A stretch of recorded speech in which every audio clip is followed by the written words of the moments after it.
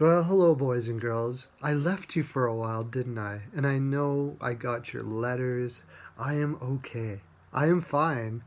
Um, I moved out of my previous basement. We've been having, it's been such a hard time moving back and forth from the life coach's house to get all my meditation needs and all of our chakras aligned. And it's closer to Chinky's House of Pilates, and that is a huge advantage. Chinky's House of Pilates, it's the best there. I said it.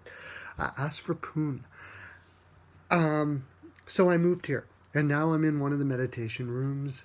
It took me a week to do that during playoff time. Yet it was tough because you had to catch all the games, you had to everything. But now I'm back, and we thank you for your letters of concern, boys and girls. We are okay. We got ourselves a new letter room here, so keep on sending those letters to my NHL Pearls of Wisdom, as you know. And here I'm going to do my Western Finals prediction. I've been right about everything this playoffs except for the Washington Capitals twice in a row, but in the West it's going just as I anticipated it would. So let's continue on with the Western Finals. The Winnipeg Jets versus the Vegas Golden Knights. Now, we're all rooting for the Vegas Golden Knights, aren't we? I mean, just to have a team come in like they have, and I know they had a lot of advantages that previous expansion teams didn't have, but they still didn't have on paper what people would have considered super talent. What they have shown, though, is there's a lot of talent out there that, if given the chance, can be much more offensive, and they have a lot more to give than people realize. It shows that the league still has a fair amount of depth, even with this amount of teams, which is really good for the league, and it's really good for us in the future. By the way, stay well lube, boys and girls. I got to get myself another bottle of Jaime's Body Lube to have with me all the time, which I will do, but you know what to do. Stay well lubed. Pants-free living. Okay, it's great, but I'm going to start off with the Winnipeg Jets here. This is the two teams. How did Vegas beat the San Jose Sharks? The same way they beat LA. They play an intensely offensive game. They don't give up their offensive pressure, and when they do is when they lose. Gallant has allowed these guys to be creative. He's given them an excitement in their game again. Because unlike most coaches, he's not just pounding them in their head about defense, defense, defense, in that sense where you play this basic, simple, keep it simple game. He's actually saying, you guys are NHL level, you have great skills, use them. They have something in the dressing room that says the play fast, I think, or something like that. He has it up there. He's reminding them to play fast. What coach does that anymore in this league? It's freaking awesome. I love it, and I hope it catches on around the league because it's exciting, it's fun, and now it's looking like it's successful. They play super fast, they use their talents, they use their skill, and they outskill the other team. That's simply mostly because the other team's coaches and programs won't allow those teams to do that.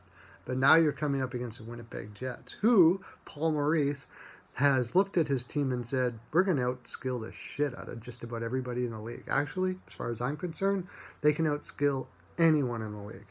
And so they're the same way. They play the same game. You've got Kyle Connor, Scheifele, and Wheeler as your top line. I mean, that's just beautiful. What an unbelievable combination of skill and size and everything on that line. Ehlers, Stastny, Lyonnais, like that.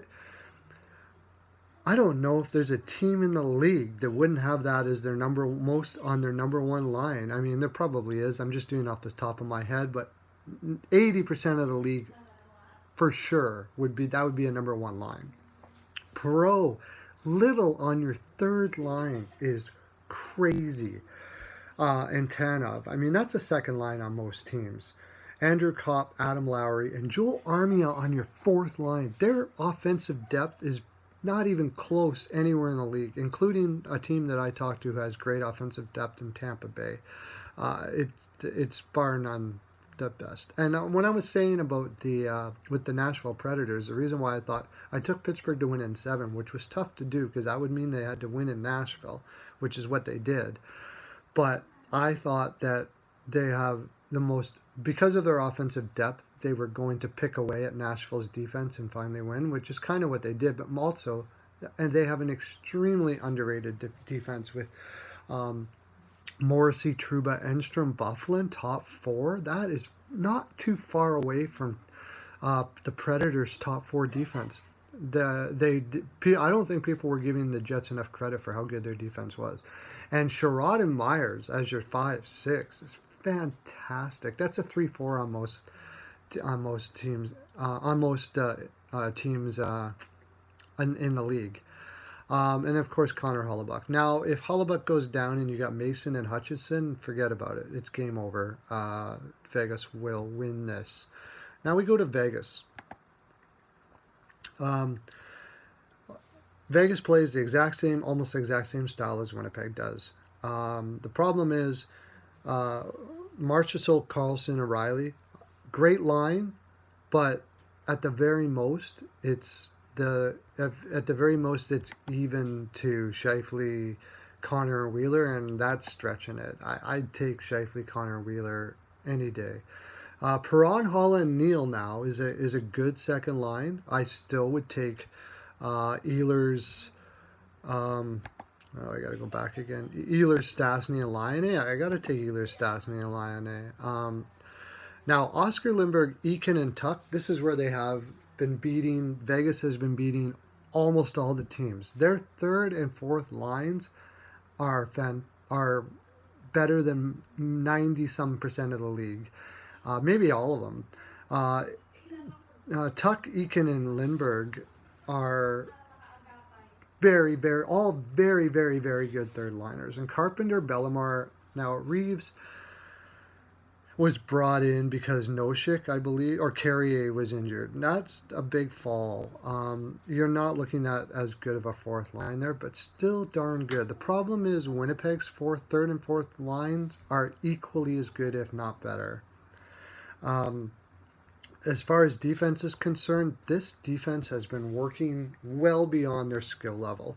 That simple as, I can't say it any more than that. Braden McNabb, Schmidt, Theodore, Derek England is a 36-year-old defenseman playing in a top 4 role. He should not be playing this well, this consistency. I'm sorry, he just never. I don't know how the magic happened, but it's happened. And Colin Miller and Spiza are right about where they are, and they're good in that role. But when you compare it to the Winnipeg's defense, not just on paper, but when you're watching them, they just don't measure up. And then you have Marc-Andre Fleury. That might be the one area where Vegas can win this. Marc-Andre Fleury can win a series. He did it in when Pittsburgh last won the Cup against Washington. Pittsburgh had no business winning that. Washington outplayed them pretty much almost every game. Marc-Andre won it. That is what's going to have to happen here for Vegas to win this. Marc-Andre Fleury is going to have to win. Now, we know that everybody has been second-guessing the Vegas Knights, and, they've been able to come through over and over and over again. And in the regular season, I was too, to a great extent. But I picked them all the way up until now. But now it's gone too far.